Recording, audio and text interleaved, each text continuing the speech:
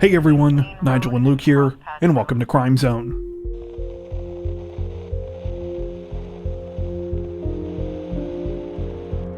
A Tennessee fugitive apparently became the latest poster child for the phrase "f around, find out" this week, after he issued a foolish challenge to police while on the run, and it turned out that they were more than happy to accept. According to a Facebook update put out by the Shelby County Sheriff's Office, it all started when the fugitive in question, Devin Bart, began posting to his TikTok account. The 25-year-old was wanted in connection with a domestic-related assault case. In the incident, he allegedly went to the place where his ex-girlfriend worked, swore at her repeatedly, stole her wallet, threw her debit card down a storm gutter, and took the keys to her rental car. Rather than taking the situation seriously though, Bart decided to taunt police. In uploaded photos and videos to his account, he stated that, quote, if he was going to jail, the authorities would have to find him first. He also reportedly challenged police to try and locate him. Well, it seems that's exactly what they did, because on April 4th, Bart was quickly found and placed under arrest. The whole thing apparently went smoothly, and the 25-year-old was booked into the county jail. In the department's Facebook post this week, Chief Deputy Anthony Buckner stated in part, quote, we take all warrants and the law very seriously at the sheriff's office. Evading deputies is not a game. Ignoring the law has serious consequences.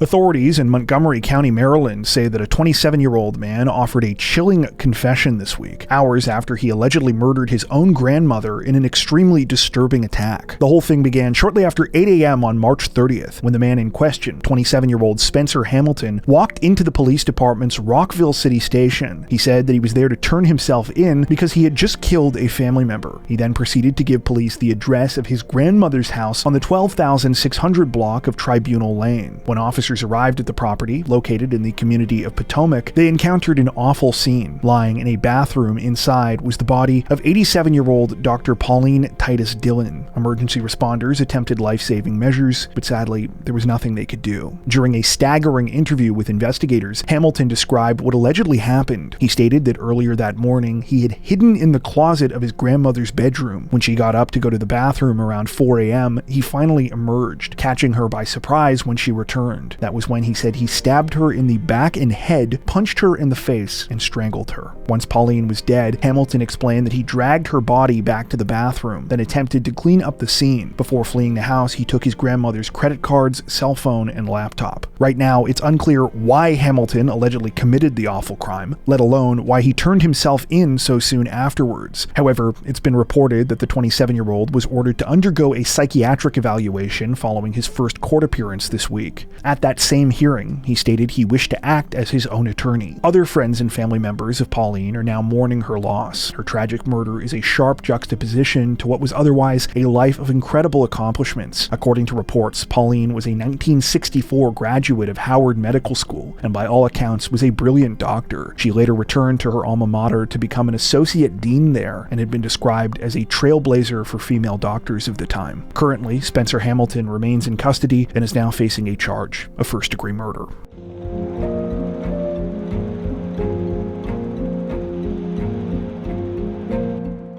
Authorities in the city of Maumee, Ohio, say that 6 people are in custody and are facing numerous charges this week, following a deeply disturbing and bizarre kidnapping revenge plot, one that was allegedly planned and carried out at the behest of a female polygamist. The whole thing reportedly began on March 14th, when the victim of the scheme, identified only as a 26-year-old man, was kidnapped and taken to a local Red Roof Inn on South Reynolds Road. He was allegedly abducted on the orders of 28-year-old Martina Jones and her husband, Michael Escada. The actual kidnapping was apparently carried out by the couple's 4 male lovers, who they apparently share children with. Those men have since been identified as 49-year-old Aaron Bradshaw, 28-year-old Austin Bradshaw, 26-year-old David Cessna, and 27-year-old Chance Johnston. After being forcibly taken to the Red Roof Inn, the 26-year-old victim was reportedly subjected to nightmarish treatment. The man was brutally beaten with a metal baseball bat, punched, kicked, and stomped on, and forced to stand for extended periods of time. He was only only allowed to eat and drink once a day and only slept for a total of about 10 hours over the time he was held captive. Keep in mind, this went on for over a week, during which time the man suffered numerous injuries, including multiple broken bones. The 26-year-old man was only rescued after, for some reason, on March 21st, the suspects allowed him to go to a local gas station. While he was there, the victim got someone to call his mother, who rushed to the hotel and freed him. Police were called, and the following day, all 6 of the suspects were placed under arrest. If you're wondering where the revenge in this so-called revenge plot factored in, well, that has not been officially confirmed, though some reports have revealed what the victim told police after he was rescued. The man claimed that prior to the whole ordeal, there had been a dogfight at Martina Jones's house. While the two of them were trying to get the animals under control, she broke her arm. Though this was apparently an accident, Jones lied and told her lovers that the 26-year-old had deliberately attacked her and caused the fracture. The gang of Unhinged Polygamists is now facing a number of charges, including kidnapping, multiple counts of felony assault, and 2 counts of tampering with evidence. All of them currently remain in custody.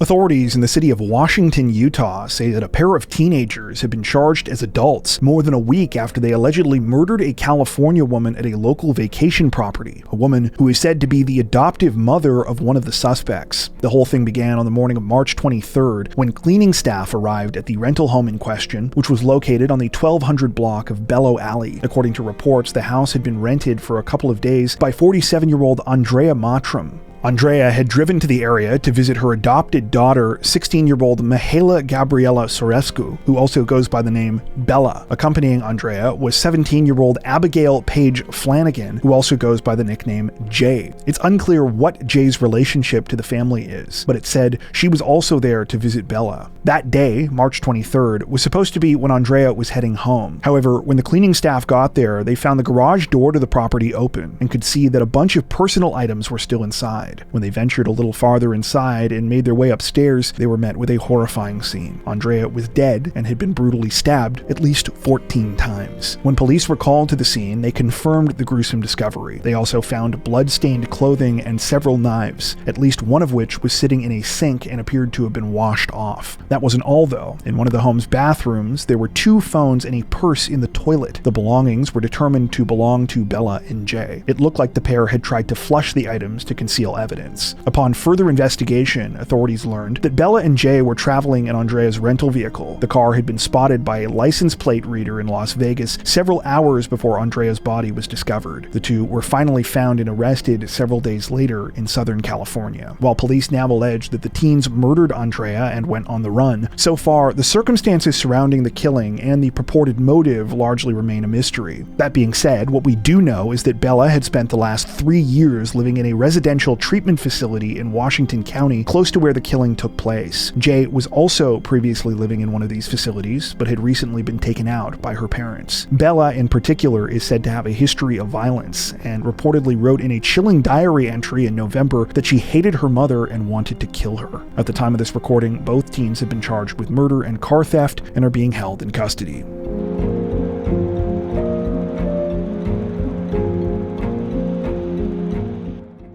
Representatives from Texas's Dallas Police Department say that a suspect is successfully in custody this week, days after he allegedly carried out an unprovoked and truly unhinged attack against a young woman who was celebrating her upcoming wedding. According to reports, the Oklahoma bride-to-be, 27-year-old Canada Rinaldi, was in Dallas for what was supposed to be the trip of a lifetime with her sisters and friends. The women were on an extended bachelorette weekend ahead of her wedding, which was due to take place in less than 4 weeks. For the first little while, things had been going well. The group were enjoying the many activities that they had meticulously planned for months ahead of the trip. However, that all came to an end in a matter of seconds when Canada was the victim of a shocking crime. After finishing up a night at a local club in the east end of the city on March 23rd, the bachelorette party members were getting ready to head back to their hotel. It was shortly before 2 a.m. and the rideshare car they had ordered had just arrived to pick them up. But before Canada could get in, she was brutally attacked. A man, who police have now identified as 27 27-year-old Trayvon Woodards walked up behind Canada and began reaching out towards her. At first, it apparently looked like he was going to try and grab her cowboy hat, but a split second later, he cocked his arm back and punched her in the face. Caught completely unaware, Canada had no time to defend herself. She was knocked unconscious, falling to the pavement below. Her horrified family members and friends rushed to her aid and began screaming for help. According to them, though, bystanders just stood around and watched as blood poured from Canada's face. The attacker allegedly swung several more times, giving one of her friends who tried to intervene a black eye before fleeing the scene. After being taken to the hospital, Canada was treated for a concussion, a broken nose, 3 broken teeth, and other facial injuries. The attack required her to get 8 stitches and has reportedly resulted in more than $10,000 worth of medical bills. According to police, Woodards was located and arrested on March 28th on multiple aggravated assault charges. The 27-year-old reportedly has a lengthy criminal history for crimes including other assaults and was only recently released on parole. No motive has been confirmed behind the situation at this time, though some of those who were present at the time of the attack say they believe Woodards was watching them from the side of the road as they left the club that night. As for Canada, she is now recovering, though is understandably devastated by what happened. She says too much work has been put into her wedding to not go through with it, so they are not postponing, but she says it's hard not to feel bitter about the whole thing. In an interview with local media, she told reporters in part, quote, "It just feels like a lot of my experiences were taken away from me. I feel like I'm not excited to plan my wedding anymore. I'm getting there. I'll be okay, but it's hard." If there is one small silver lining, though, it appears that a GoFundMe set up for Canada to help with her medical expenses has far exceeded its goal. As of the time of this recording, the fundraiser has collected nearly $20,000 in donations.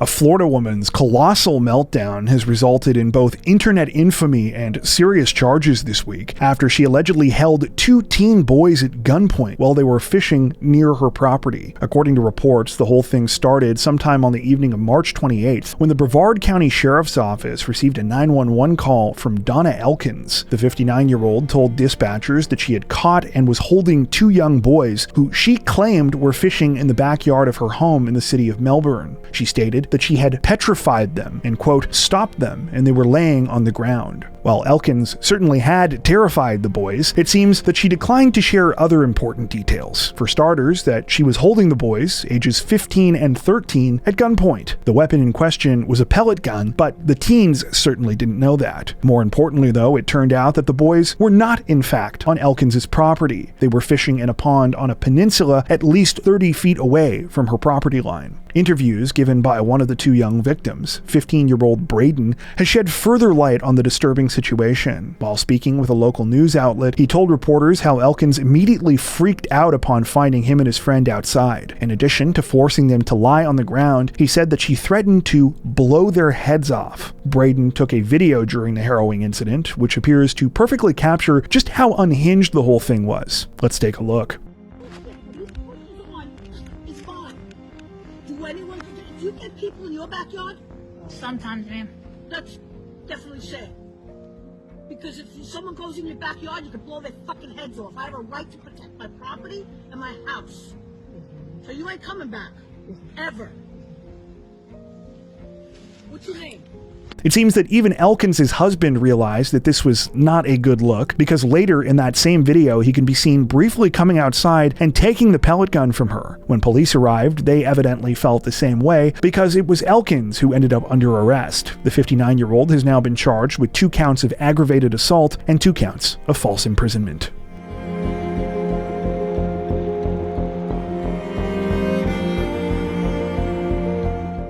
Authorities in Stanislaus County, California say that 3 people have been arrested in connection with a disturbing child abuse investigation after a teenage boy was found under shocking circumstances at a local supermarket last week. The whole thing began just before 2 p.m. on March 26th when 911 dispatchers began receiving calls from concerned citizens in the city of Ceres. Multiple people stated that they had seen what appeared to be a young man who was running naked down the street with his hands bound near the intersection of Hatch Road and Richland Avenue. Avenue. Not long after these first calls came in, more were made by employees at a nearby cost-less food store. The boy, identified only as a 15-year-old with autism, had headed into the business there and was clearly in need of help. In addition to being completely nude, the teen appeared to be malnourished and had bruises and other injuries all over his body. His hands were tied at his wrists and another rope was dangling from one of his ankles. Staff at the store did their best to comfort the boy until authorities could arrive. They gave him a coat to cover up, and several of them sat with him and told him everything was going to be okay. Sometime after police got there and began investigating, the boy's 36-year-old mother, Leandra Renteria, also showed up saying she was looking for him, and understandably, police had quite a few questions for her. The situation became all the more urgent when they learned that Renteria also had another child with autism at home, a 12-year-old daughter. Thankfully, when officers went to check everything out, the girl apparently wasn't in anywhere near as rough shape as her brother. However, the same couldn't be said about the conditions of the home they were all living in. A representative for the police department later described it this way in an interview, quote, "The living conditions were, feces and urine throughout the house, strong odors, things that are very strong health hazards that nobody should be living in." Exactly what was going on inside the home remains unclear. However, what we do know is that both the 15 and 12-year-olds were removed from the residence and placed in the custody of Child Protective Services. At the same time, Renteria was arrested along with her mother, 54-year-old Lenore Wilson, and her mother's husband, Gary Wilson. They are all now being held for suspicion of child abuse and neglect. The situation is still under investigation.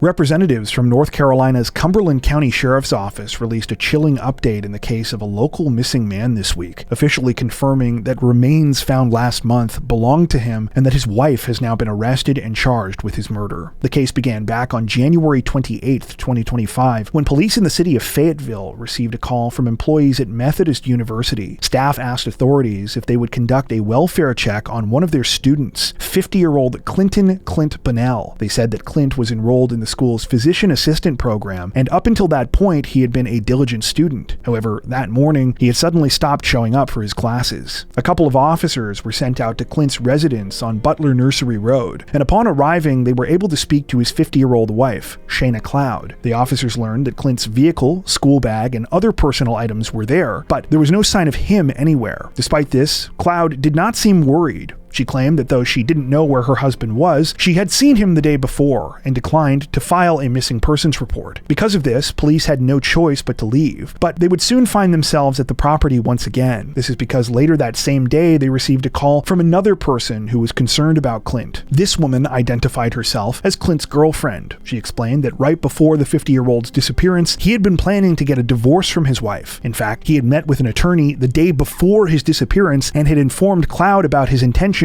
shortly before going to bed that night. With this information, the Cumberland County Sheriff's Office began a formal investigation and started obtaining warrants for searches and for digital data on the devices of both Clint and Cloud. Meanwhile, others close to Clint became concerned that something was seriously wrong. The former Green Beret had retired from the military in December of 2024 after 20 years of service. He was doing well in school and was looking forward to starting his new career, so it seemed very strange that he would simply disappear. In an interview a couple of weeks later, his sister Stephanie touched on this, telling reporters, quote, "My brother is a Green Beret and perfectly capable of taking care of himself. There's very suspicious circumstances surrounding his disappearance. He was completely enamored with medicine and excited about his career path. He would not walk away from his life and his school and his daughter." About a month after Clint went missing, on February 25th, police received a disturbing 911 call. It was from a man who said he just found what he believed were human remains in a local pond. That pond was just off Gainey Road, about 3 miles from Clint's house. When officers arrived, they confirmed the grisly discovery. However, all they were able to recover was a human torso. The rest of the body was missing. Police haven't released much about the specifics of the investigation from here, but what we do know is that DNA testing has since positively identified the remains as those of Clint Bunnell. In an announcement on March 28th, Cumberland County investigators not only revealed this, but also told the public that they had now officially arrested and charged Shayna Cloud with Clint's murder. Cloud is now facing first-degree first-degree murder charges, as well as concealment of a death. In a statement following the news, Clint's family said in part, quote, "Clint was an incredible human who sacrificed so much for others and dedicated his life to the betterment of this world. To be taken from us prematurely at the hands of evil will never be fully understood. All we can do now is pray for swift and just punishment for Shayna Cloud. The situation is still developing."